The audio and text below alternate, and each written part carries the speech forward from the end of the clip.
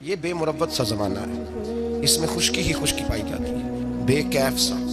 وہ لوگ جو بیٹھے ہیں دروازوں پر، قدر ایک قیمتی چیز کا نام ہے، اور جو بے قدر ہوتا ہے نا، اس کا فیض سلب ہو جاتا ہے۔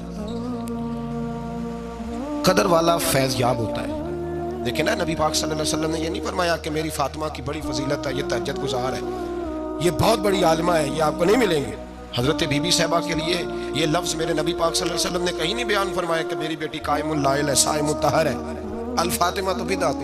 حضور نے فرمایا بس میری بیٹی ہے۔ اس کا کمال یہ ہے کہ یہ میری اور تمہارے لیے اتنا کافی نہیں کہ محمد عربی کی بیٹی ہے صلی اللہ علیہ وسلم۔ فرمایا جس نے اس سے پیار کیا اس نے مجھ سے پیار کیا، جس نے اس سے بغض رکھا اس نے مجھ سے بغض رکھا۔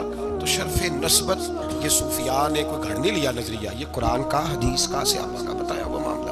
امام اعظم ابو حنیفہ رحمۃ اللہ علیہ، امام صاحب سے سند لینے کے لیے لوگ ہزاروں میل کا سفر کرتے تھے، ہزاروں میل کا۔ حضرت سیدنا امام اعظم، لاکھوں لوگ، کروڑوں لوگ آج بھی ان کی تقلید کرتے ہیں۔ امام صاحب کا قول دنیا میں حجت کے طور پہ مانا جاتا ہے۔ اب تو پرائمری ٹیچر بیچارہ جا رہا ہو نا سائیکل پہ، تو اس کا شاگرد لینڈ کروزر پہ گزرتا ہے تو کئی دفعہ استاد پہ دھواں چھوڑ جاتی ہے اس کی گاڑی، اسے پتہ ہی نہیں کہ کتنی قدر والے معاملات ہیں یہ۔ آپ کے شاگرد کہتے ہیں ایک باغ میں بیٹھ کر ہم کچھ نہیں کر رہے تھے، بہت ساری کتابیں بکھری ہوئی ہیں چاروں جانب۔ جب آدمی تحریر کرتا ہے نا تو کہتے ہیں کہ بڑا بکھرا ہوا سامان تھا، ہم ایک باغ میں بیٹھے تھے، کھلی فضا میں کام ہو رہا تھا۔ تو بعض اوقات شاگرد میں بٹھائے جاتے ہیں، حوالے ڈھونڈو تو بخاری دیکھ، تو مسلم دیکھ، بٹھائے جاتے ہیں ساتھ۔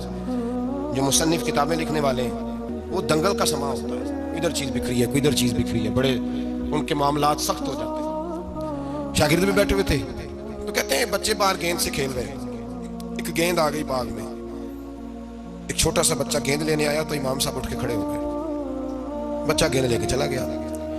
بچے کھیلتے ہیں تو کتنی دفعہ گیند آئے گی، پھر دوبارہ وہ گیند آ گئی، شاید اس کی ڈیوٹی یہ تھی۔ وہی بچہ پھر آیا، وہ جب دوبارہ آیا تو امام اعظم پھر کھڑے ہو گئے۔ 3-4 دفعہ ہوا تو ایک شاگرد کہنے لگے وہ بس بھی کریں گے تو 100 دفعہ آئے گا۔ وہ تیسری دفعہ آیا تو امام صاحب پھر کھڑے ہو گئے۔ اب شاگرد بیچارے اکتا گئے کہ ہم اتنی مشکل سے نوٹ سیدھے کرتے ہیں، باپا اٹھتا ہے تو کتابیں پھر بھی کر جاتے ہیں۔ تو آپ بوڑھے آدمی ہیں، گھٹنوں میں درد بھی، آپ 100 دفعہ کھڑے ہوں گے؟ تو امام صاحب فرمانے لگے یہ 1000 دفعہ بھی آیا تو میں 1000 دفعہ کھڑا ہو جاؤں گا۔ کہا کیوں؟ فرمانے لگے اس لیے کہ یہ میرے استاد کا پوتا ہے، یہ میرے استاد کا، یہ ان کا پوتا ہے، تو میں نے وہاں سے خیر لی ہے، میں ان کی نسلوں کی بھی تابعداری کروں گا۔ وہ جتنی دفعہ آئیں گے میں اٹھ کے۔ حضرت عمر فاروق رضی اللہ تعالیٰ عنہ سیدھے سیدھے 2 + 2 کے قائل تھے، بس جو مانتا ہے ٹھیک ہے، نہیں مانتا تو ڈنڈا منگاؤ۔ سیدھی سیدھی زندگی تھی، کوئی چکر ہی نہیں۔ لیکن نسبت پر، پیار پر، خلوص پر، وفا پر حضرت عمر کا بھی کوئی سمجھوتا نہیں۔